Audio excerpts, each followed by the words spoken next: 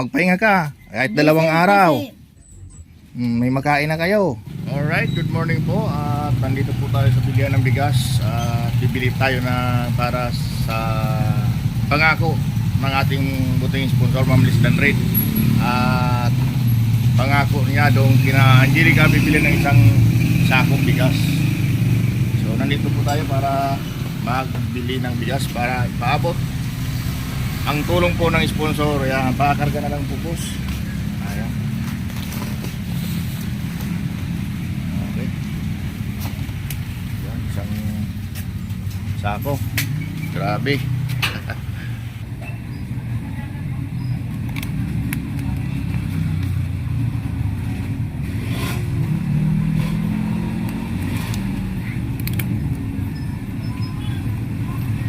Ayan, binayaran natin na 1-2.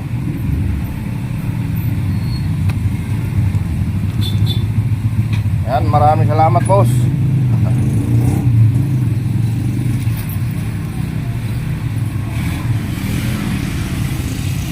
So, yan nga mga kakuya Arnold, dahil nga po ay natagalan tayo mag-deliver sa kanyang bigas, gawa ng lagi siya wala sa bahay at hindi natin mabutan. Ay dapat pag nag-deliver tayo ng bigas ay nandun po yung content natin, hindi po yung ibigay natin sa mga bata. So kailangan nandun po yung magulang. So yan, let's go. At may pasok nga tayo.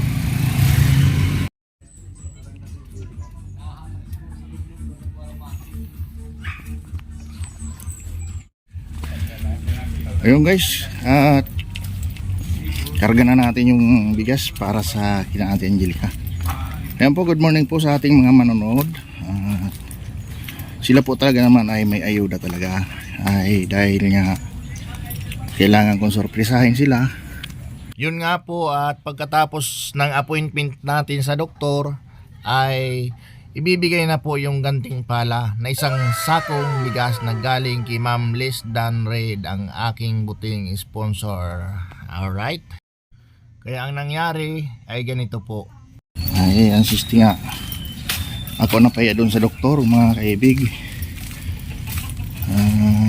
Personal ko kung nakausap. Ay, imbis daw na yung pa-appointment natin, imbis daw mapakinabangan ng iba na iba na lang may schedule, ay tayo po ay in-schedule nila dahil po ay nagpa-appointment tayo. Ay sa hindi maganda na desisyon na ni Ate Angelica, ay na-cancel po ito mga Kuya Arnold. At sa ngayon, nag-apologize po tayo doon sa nurse at sa doktor. Yung po ang totoo na kinausap ko. Ayan na, sige Ate Angelica. Hoy, ate, morning. Good morning po. Oh, ito, may ayuda baga ang ating buting sponsor, Ma'am Liz Dan Red. Salamat po ma'am sa binibigay niyo po sa amin na pagkain araw-araw. At least na kakatulong po kayo sa amin na mag-ina po. Salamat po. So yan, bago natin pagpatuloy ang kwentuhan natin, saglit lang, no? Opo. Kasi may pasok din ako ng trabaho. May pasok ka rin, sir. Siyempre, baba ko muna itong dala ko. Sige po, kaya nahirapan na po kayo Ayan. Ayan. Maglinis ako. Hasmi ng bigas mo, oh. Grabe. Yan. Oh, may pasok ako ngayon. Oh, dito ka. Ano ka na? Ako, naglilinis muna ako dito, sir. Mm-hmm. Tapon ko naman yung mga basura, yung mga dahon ng mga manggas, mga istarapon. Oo, kahit talaga tag-ulan, kailangan din maglinis. Marami pa rin, sir, kahit maglinis ka araw-araw, siyempre yung mga dahon, mga laglag eh. Mm-hmm. Ayan, may kaunti tayong ipaalala sa'yo, Ate Angelica. Opo. Hindi ako nagkamali na talaga nung nag-usap tayo doon sa Kali na schedule natin nung Sabado doon. Hindi ako nagkamali sa sinabi ko sa iyo. Opo. Nagtungo talaga ako doon sa ospital na personal kong kinausap. Opo. Nagpunta ka doon? Oo, para sabi ko, hindi tayo nagpapaasa sa kanila Opo. sa ospital Opo. kasi nagpa-appointment tayo doon, magandang usapan eh. Opo. Ngayon, akong binalikan Opo. kang tawag nito yung nurse yata yon, Opo. yung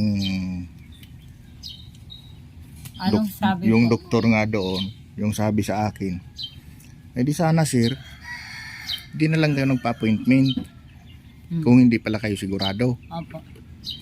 Ay imbis na yung schedule sana na ninyo ay ika-cancel din naman pala, ay di sana napunta sana yung schedule sa iba kasi ang dami namin sir na pasyente. Opo. Yun ang sabi sa akin. Opo. Kaya nahiya talaga ako. Opo, sir. Pero nag-apologize ako sa kanila Opo. na yun nga, nandito ka sa tambakan ng mga kalakal mo. Opo. Sabi ko, Kasi yung pasyente nandun, sabi ko, sa malayo.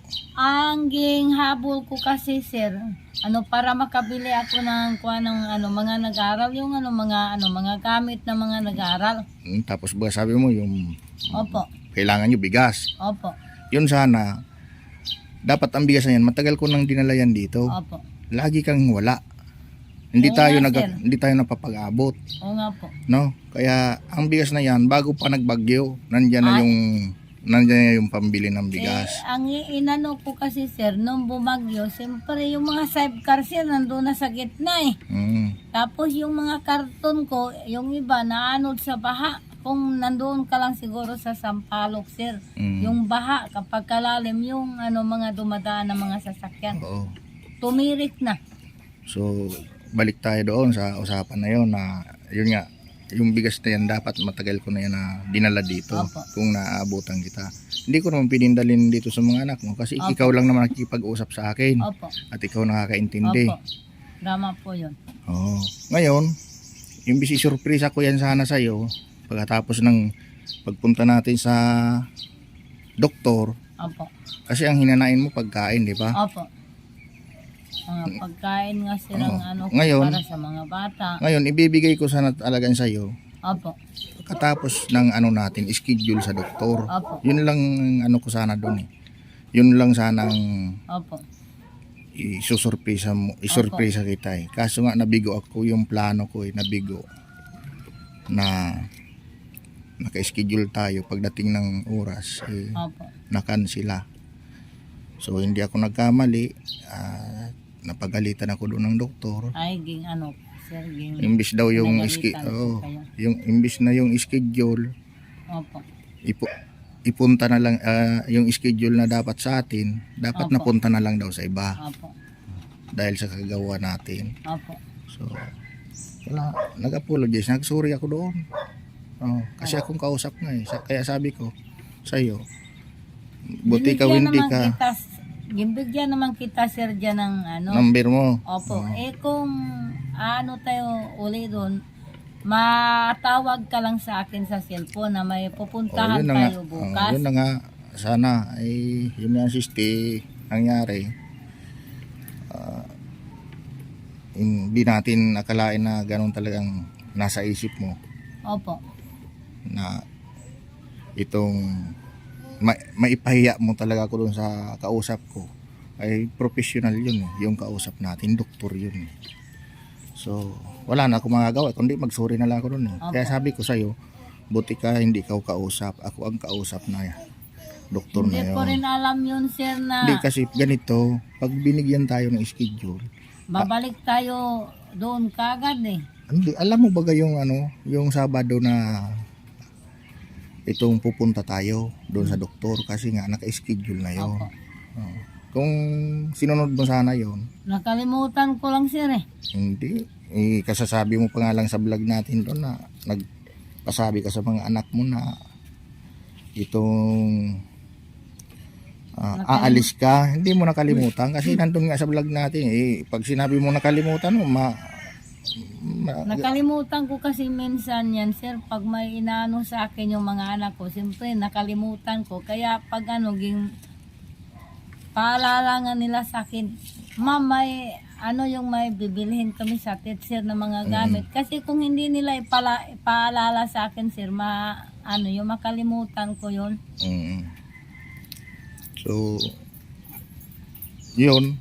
At nangyari ng hindi maganda, pag-uusap doon. So, Opo.